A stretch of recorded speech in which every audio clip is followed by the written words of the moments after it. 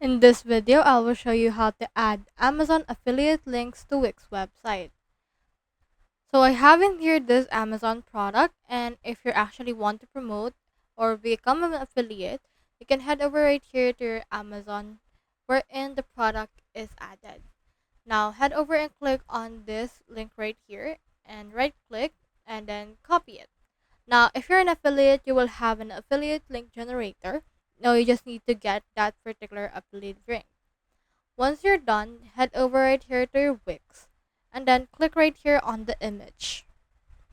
Now you can actually add in here a link for the image, or you can put in here a button that will have the link for that. So we have in here this image. Just click on this link option right here and it will open in here the link window.